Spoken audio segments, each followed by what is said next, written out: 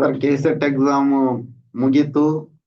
KSET exam ಮುಗೀತು, result ಬಂತು. ನಾವು ಕ್ವಾಲಿಫೈ ಹಂತಕ್ಕೆ ಬಂದಿದೀವಿ, ಕ್ವಾಲಿಫೈ ಆಗ್ತಾ ಇದೀವಿ.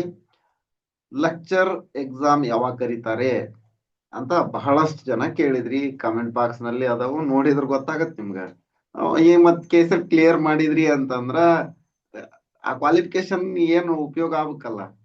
ಅದಕ್ಕ ಈಗ ಈ ವಿಡಿಯೋದಲ್ಲಿ PU ಲೆಕ್ಚರ್ ನೋಟಿಫಿಕೇಶನ್ ಬಗ್ಗೆ ಹೇಳ್ತೀನಿ. ಇನ್ನೊಂದು ವಿಡಿಯೋದಲ್ಲಿ ಡಿಗ್ರಿ ಕಾಲೇಜ್ ಲೆಕ್ಚರ್ ನೋಟಿಫಿಕೇಶನ್ ಬಗ್ಗೆ ಹೇಳ್ತೀನಿ, ಮಾಹಿತಿಯನ್ನ ನೀಡ್ತೀನಿ. ನೋಡ್ರಿ, PU ಕಾಲೇಜ್ ನೋಟಿಫಿಕೇಶನ್ ನೋಡೋ ಪೂರ್ವದಲ್ಲಿ ಇದನ್ನೊಂದು ಕೋಟ್ ನೋಡಿ. Success is the result of small efforts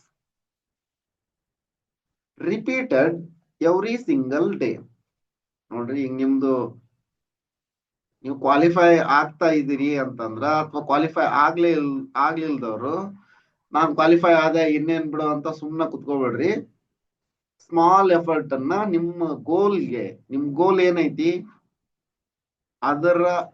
ಅದನ್ನ ತಲುಪೋ ಹಂತಕ್ಕ ಸಣ್ಣ ಸಣ್ಣ ಹೆಜ್ಜೆಗಳನ್ನ ಇಡ್ತಾ ಇಡ್ರಿ. Success is the result of small efforts repeated every single day. ಪ್ರತಿದಿನ ಪ್ರಯತ್ನವನ್ನ ಮಾಡ್ತಾನೆ ಇರ್ರಿ ಅಂತ. ಚೆನ್ನಾಗಿದೆ. ನೆಕ್ಸ್ಟ್, ಈ ಕೆಸೆಟ್ ನೋಟಿಫಿಕೇಶನ್ ಯಾವಾಗ ಆಗುತ್ತಾ, ಈ ವಿಡಿಯೋದಲ್ಲಿ ಎಲ್ಲ ಮಾಹಿತಿಯನ್ನ ನೋಡೋಣ. ನೆಕ್ಸ್ಟ್, ಆ ಎಕ್ಸಾಮ್ಗೆ ಕೆಸೆಟ್ PU ಲೆಕ್ಚರ್ ಎಕ್ಸಾಮ್ ಯಾವಾಗ ಆಗುತ್ತೆ? ಕೆಸೆಟ್ ಮುಗೀತಲ್ಲ, ಕ್ವಾಲಿಫೈ ಆಗ್ತಾ ಇದೀರಿ, ಕೆಸೆಟ್ ಬರುತ್ತೆ ಬರೀ. PU ಲೆಕ್ಚರ್ ಎಕ್ಸಾಮ್ ನೋಟಿಫಿಕೇಶನ್ ಯಾವಾಗ ಆಗತ್ತಾ, ಮತ್ತ ಇದಕ್ಕೆ ಏನ್ ಓದ್ಬೇಕು ಈ ವಿಡಿಯೋದಲ್ಲಿ ಇದನ್ನೆಲ್ಲ ಡಿಸ್ಕಷನ್ ಮಾಡೋಣ.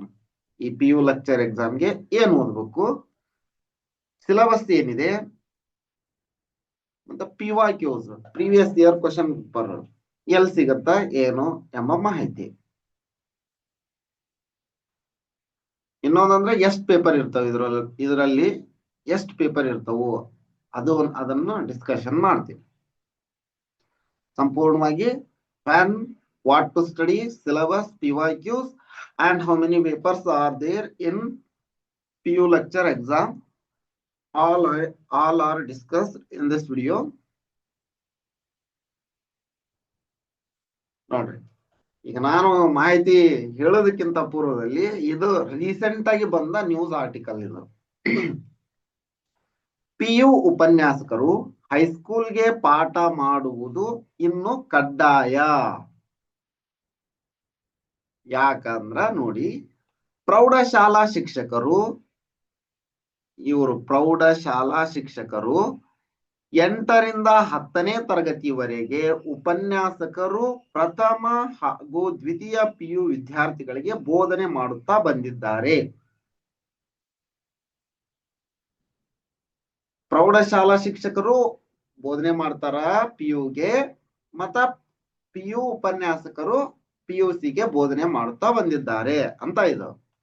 ನೆಕ್ಸ್ಟ್, ಪದವೀಧರ ಶಾಲಾ ಶಿಕ್ಷಕರು ಅಂದ್ರೆ GPT ಅವರು 6-7ನೇ ತರಗತಿಯ ಜೊತೆಗೆ 8ನೇ ತರಗತಿಯ ಮಕ್ಕಳಿಗೂ ಬೋಧಿಸುವ ಅವಕಾಶ ಪಡೆದಿದ್ದಾರೆ.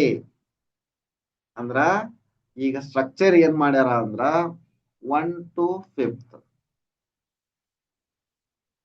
6th to 8th, 9th to 12th.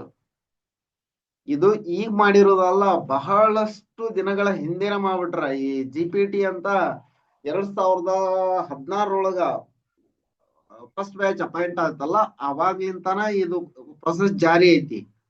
ಈಗಾಗ್ಲೇ GPT ಒಂದ್ ಮೂರ್ ಬ್ಯಾಚ್ ಓದ್ವು ಅಂದ್ರ ಎಕ್ಸಾಮ್ ಬರ್ದ GPT ಅವ್ರ 3 ಬ್ಯಾಚ್ ಬಂದವ. ಈಗ 2016, 2019, 2022.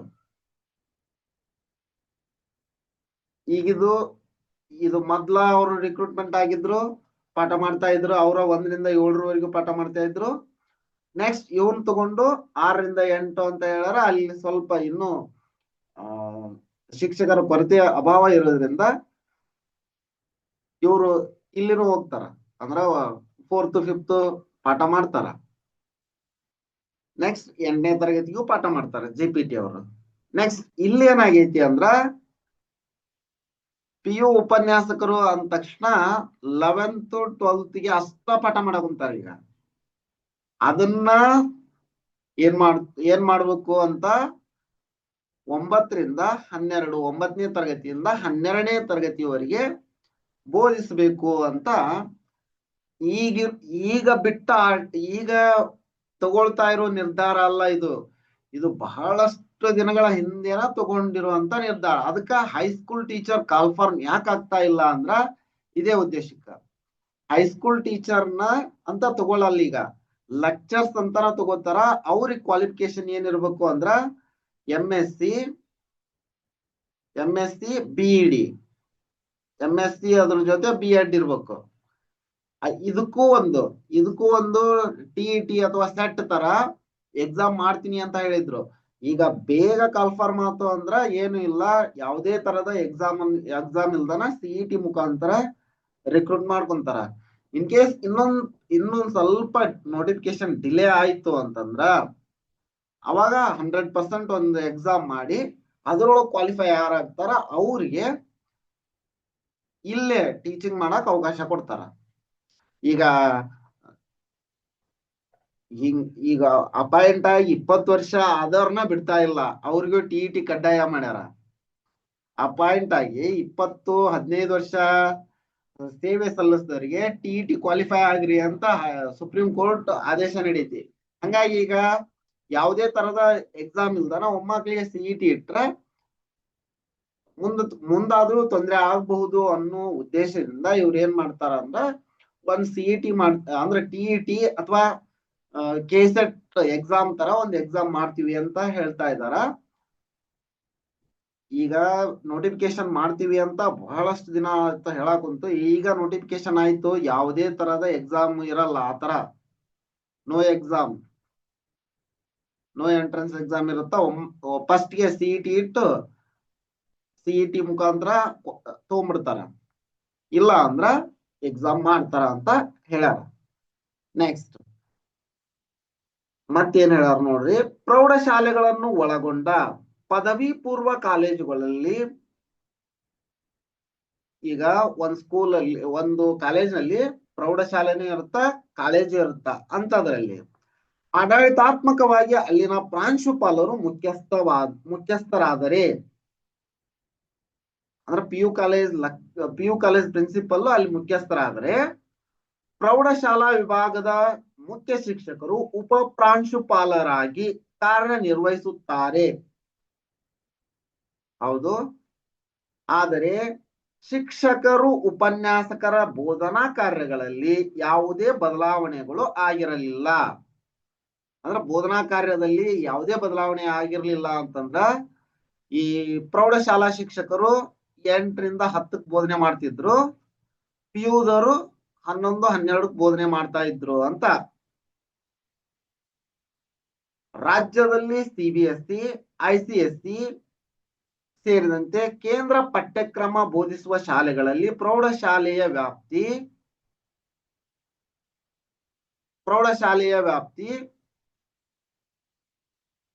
12ನೇ ತರಗತಿಯವರೆಗೆ ಇದೆ. ಅಂದ್ರೆ ಕೇಂದ್ರ ಪಠ್ಯಕ್ರಮವನ್ನು ಅಳವಡಿಸಿಕೊಂಡಿರುವ ಶಾಲೆಗಳಲ್ಲಿ 12ನೇ ತರಗತಿಯವರೆಗೆ ಇದೆ. ರಾಜ್ಯ ಪಠ್ಯಕ್ರಮ ವ್ಯವಸ್ಥೆಯಲ್ಲಿ ಪದವಿ ಪೂರ್ವ ಶಿಕ್ಷಣಕ್ಕೆ ಪ್ರತ್ಯೇಕ ಅಸ್ತಿತ್ವವಿದೆ. ಅಂದ್ರ ಅವರು 11ರಿಂದ 12ನೇ ತರಗತಿಗೆ ಮಾತ್ರ ಬೋಧನೆ ಮಾಡ್ತಾ ಇದ್ದಾರೆ. ವಸತಿ ಶಾಲೆಗಳು, ಕರ್ನಾಟಕ ಪಬ್ಲಿಕ್ ಶಾಲೆಗಳು ಅಂದ್ರೆ KPSC ಅಂತಾರ, ಅಸ್ತಿತ್ವಕ್ಕೆ ಬಂದ ನಂತರ CBSE, ICSE ಮಾದರಿಯಲ್ಲಿ ಒಂದೇ ಕ್ಯಾಂಪಸ್ನಲ್ಲಿ ಪ್ರೌಢ ಮತ್ತು ಪದವಿ ಪೂರ್ವ ಶಿಕ್ಷಣ ನೆಲೆಗೊಳ್ಳುತ್ತಿದೆ. ಈಗ 9ರಿಂದ 12ರವರೆಗೂ ಅಥವಾ ಇಲ್ಲೇ 8ರಿಂದ 12ರವರೆಗೂ 1 to 12th ವರೆಗೂ ಇರುತ್ತ. ಅಲ್ಲೇ ಬೈಪರ್ಕೇಟ್ ಮಾಡಿರ್ತಾರೆ. ಇದು ಪ್ರೈಮರಿ, ಇದು ಹೈಸ್ಕೂಲು, ಇದು ಕಾಲೇಜು ಅಂತಂತಂದು ಒಂದೇ ಕ್ಯಾಂಪಸ್ ನಲ್ಲಿ ಪ್ರೌಢ ಮತ್ತು ಪದವಿ ಪೂರ್ವ ಶಿಕ್ಷಣ ನೆಲೆಗೊಳ್ಳುತ್ತಿವೆ. ಕೆಪಿಎಸ್ ಗಳು ಪೂರ್ವ ಪ್ರಾಥಮಿಕ ಹಂತದಿಂದ ನೋಡ್ರಿ, ಪೂರ್ವ ಪ್ರಾಥಮಿಕ ಹಂತದಿಂದ 11 ಮತ್ತು 12ನೇ ತರಗತಿಯವರೆಗೆ ವ್ಯಾಪ್ತಿ ವಿಸ್ತರಿಸಿಕೊಂಡಿವೆ. ಪದವಿ ಪೂರ್ವ ಉಪನ್ಯಾಸಕರಿಗೆ 9 ಮತ್ತು 10ನೇ ತರಗತಿಗಳ ಬೋಧನೆಗೆ ಕಳುಹಿಸಲು ವೃಂದ ಮತ್ತು ನೇಮಕಾತಿ ನಿಯಮಗಳಿಗೆ ತಿದ್ದುಪಡಿ ತರುವ ಪ್ರಸ್ತಾವ ಶೈಕ್ಷಣಿಕ ಶಿಸ್ತು, ಶೈಕ್ಷಣಿಕ ಪ್ರವೇಶಗಳ, ಶೈಕ್ಷಣಿಕ ಶ್ರೇಣಿಗಳ ವೈಜ್ಞಾನಿಕ ಗಡಿ, ಆಡಳಿತಾತ್ಮಕ ಹಕ್ಕುಗಳು ಹಾಗೂ ಇಲಾಖೆಯ ಸ್ವಾಯತ್ತತೆಗೆ ಧಕ್ಕೆ ತರುತ್ತವೆ ಎಂದು ಪದವಿ ಪೂರ್ವ ಶಿಕ್ಷಣ ಕಾಲೇಜುಗಳ ಉಪನ್ಯಾಸಕರ ಸಂಘ ಅಭಿಪ್ರಾಯಿಸಿದೆ. ನೋಡ್ರಿ, 2022ರಲ್ಲೇ ಸಿದ್ಧಪಡಿಸಿದ್ದ ಸೂತ್ರದಂತೆ ಈಗಾಗಲೇ ಸೂತ್ರ ಸಿದ್ಧ ಮಾಡಿದ್ರು. ವೃಂದ ಮತ್ತು ನೇಮಕಾತಿ ನಿಯಮಕ್ಕೆ ತಿದ್ದುಪಡಿ ಕೋರಿ ಸಿಬ್ಬಂದಿ ಮತ್ತು ಆಡಳಿತ ಸುಧಾರಣಾ ಇಲಾಖೆಗೆ ಪ್ರಸ್ತಾವ ಸಲ್ಲಿಸಿದೆ. ಹೊಸ ನಿಯಮದ ನಂತರವೇ 881 ಉಪನ್ಯಾಸಕರ ಹುದ್ದೆಗಳಿಗೆ ಅಧಿಸೂಚನೆ ಹೊರಡಿಸಲು ಪದವಿ ಪೂರ್ವ ಶಿಕ್ಷಣ ಇಲಾಖೆ ಸಿದ್ಧತೆ ನಡೆಸಿದೆ. ಇದು ಮೇ ಬಿ ಜಾಸ್ತಿ ಆಗ್ಬೋದು. ಇನ್ನು 800 ಈ ತರ ಈಗ 9ರಿಂದ 12ರವರೆಗೂ ಪಾಠ ಮಾಡ್ರಿ ಅಂತ ಹೇಳಿದ್ರ ಅವ್ರಿಗೆ ಶಿಕ್ಷಕರ ಅಭಾವ ತಲೆದೋರುತ್ತಾ, ಅವಾಗ ಇದು ಜಾಸ್ತಿ ಆಗುತ್ತ. 881 ಅಂದಿರೋದು ಇನ್ನೂ ಜಾಸ್ತಿ ಆಗುತ್ತ. ಹಂಗಾಗಿ ಈಗ ನಿಮಗೊಂದು ಕ್ಲಾರಿಟಿ ಸಿಕ್ತು. ಸಿದ್ಧತೆ ನಡೆಸಿದೆ, ಈಗಾಗಲೇ ಸಿದ್ಧತೆ ನಡೆದೈತಿ. ಬಹಳ ಬೇಗ ನೋಟಿಫಿಕೇಶನ್ ಆಗತ್ತ. PU ಕಾಲೇಜ್ ಉಪನ್ಯಾಸಕರು ನೇಮಕಾತಿ ಬಹಳ ಬೇಗ ಆಗುತ್ತಾ ಅಂತ ನಿಮ್ಗೊಂದು ಸೂಚನೆ ಸಿಕ್ತೀಗ.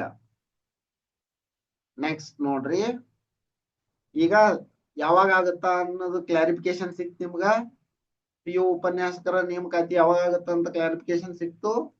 Next, what to study. ಈಗ ಕೆಸೆಟ್ ಸಿಲೆಬಸ್ ಏನೇನು ಓದಿದ್ರಿ ನೀವು? ಕೆಸೆಟ್ ಸಿಲೆಬಸ್ಗೆ ಏನೇನು ಓದಿದ್ರಿ? ನಿಮ್ಮ ಸಿಲೆಬಸ್ ನಲ್ಲಿ ಏನೇನು ಸ್ಟಡಿ ಮಟೀರಿಯಲ್ ಇತ್ತು? ಸ್ಟಡಿ ಮಟೀರಿಯಲ್ ಏನೇನಿತ್ತು ಅದನ್ನೇ ಓದ್ರಿ. ಮೊದ್ಲು ಓದಾಕರ ಸ್ಟಾರ್ಟ್ ಮಾಡ್ರಿ. ನೀವು ಕೆಸೆಟ್ ಸಿಲೆಬಸ್ಗೆ ಏನೇನು ಓದ್ಕೊಂಡಿದ್ರಿ ಅದನ್ನ ಓದ್ರಿ ಮೊದ್ಲ. ನೆಕ್ಸ್ಟ್, ಸಿಲೆಬಸ್ ಈ ಅಂದ್ರೆ 2019ರಲ್ಲಿ ಎಕ್ಸಾಮ್ ನಡೀತಲ್ಲ, ಅದನ್ನು KE ನಡೆಸಿದ್ರು. ಅಲ್ಲಿ ವೆಬ್ಸೈಟ್ ಹೋಗ್ರಿ, KEA ವೆಬ್ಸೈಟ್ ಹೋಗ್ರಿ, ಕರ್ನಾಟಕ ಎಕ್ಸಾಮಿನೇಷನ್ ಅಥಾರಿಟಿ ವೆಬ್ಸೈಟ್ ಹೋಗಿ ನೇಮಕಾತಿ ಅಂತ ಒಂದು ಸೆಕ್ಷನ್ ಇರುತ್ತ. ಅಲ್ಲೇ PU ಲೆಕ್ಚರ್ ಅಂತ ಒಂದು ಸೆಕ್ಷನ್ ಐತಿ. ಅಲ್ಲಿ ಹೋಗ್ರಿ, ಅವಾಗ ಅಲ್ಲಿ ಸಿಲೆಬಸ್ ಐತಿ. ಸಿಲೆಬಸ್ ಡೌನ್ಲೋಡ್ ಮಾಡ್ಕೊರಿ. ಪೇಪರ್ 1 ಅಂತ ಇರುತ್ತ, ಪೇಪರ್ 1, ಪೇಪರ್ 2 ಎಲ್ಲವೂ ಒಂದ್ರೊಳಗೆ ಇರುತ್ತದ ಸಿಲೆಬಸ್. ಪೇಪರ್ 1 ಸಿಲೆಬಸ್ ಬೇರೆ, ಪೇಪರ್ 2 ಸಿಲೆಬಸ್ ಬೇರೆ ಇದೆ. ನಿಮ್ ಸಬ್ಜೆಕ್ಟ್ಗೆ ಅನುಗುಣವಾಗಿ ಯಾವ್ಯಾವ ನಿಮ್ ಸಬ್ಜೆಕ್ಟ್ ಅದಕ್ಕೆ ಸಂಬಂಧಪಟ್ಟಂತೆ ಸಿಲೆಬಸ್ ಇಟ್ಕೊಳ್ಳಿ. ಮೊದ್ಲು ಸಿಲೆಬಸ್, ಸ್ಟಡಿ ಮಟೀರಿಯಲ್ ಆಯ್ತು, ಸಿಲೆಬಸ್. ಫಸ್ಟ್ಗೆ ಸಿಲೆಬಸ್, ಆನಂತರ ಸ್ಟಡಿ ಮಟೀರಿಯಲ್. ಈಗ ನಿಮ್ಮ ಹತ್ರ ಆಲ್ರೆಡಿ ಸ್ಟಡಿ ಮಟೀರಿಯಲ್ ಐತಿ, ಹಂಗಾಗಿ ಸಿಲೆಬಸ್ ಒಂದು ತಗೊಂಡು ಇಟ್ಕೊಳ್ಳಿ. Next, PYQ. ನಿಮ್ಮ ಸೀನಿಯರ್ ಯಾರ ಬರ್ತಿದ್ರ ಅಲ್ಲೇ ನಾನು ವೆಬ್ಸೈಟ್ ನಲ್ಲಿ ಸರ್ಚ್ ಮಾಡದಂತೆ ಕ್ವಶನ್ ಪೇಪರ್ PU ಕಾಲೇಜ್ದು ಕಂಡು ಬರ್ಲಿಲ್ಲ. ಹಂಗಾಗಿ ನಿಮ್ ಸೀನಿಯರ್ಸ್ ಯಾರ ಇದ್ರ ಅವ್ರ ಹತ್ರ ಹಿಂಗ ನಂಗ ಓಲ್ಡ್ ಕ್ವಶನ್ ಪೇಪರ್ ಬೇಕಾಗಿತ್ತು ಅಂತ ಒಂದು PDF ನ ಕಳಿಸ್ಕೊಂಡು ಡೌನ್ಲೋಡ್ ಮಾಡಿ ಇಟ್ಕೋರಿ. ಇಲ್ಲ ಅಂತಂದ್ರ ಕಮೆಂಟ್ ಮಾಡಿರಿ, ನಂಗೆ ಸಾಧ್ಯ ಆದ್ರ ನಾನಾದ್ರೂ ನಿಮ್ಗ ಒದಗಿಸೋಕ ಪ್ರಯತ್ನ ಮಾಡ್ತೀನಿ.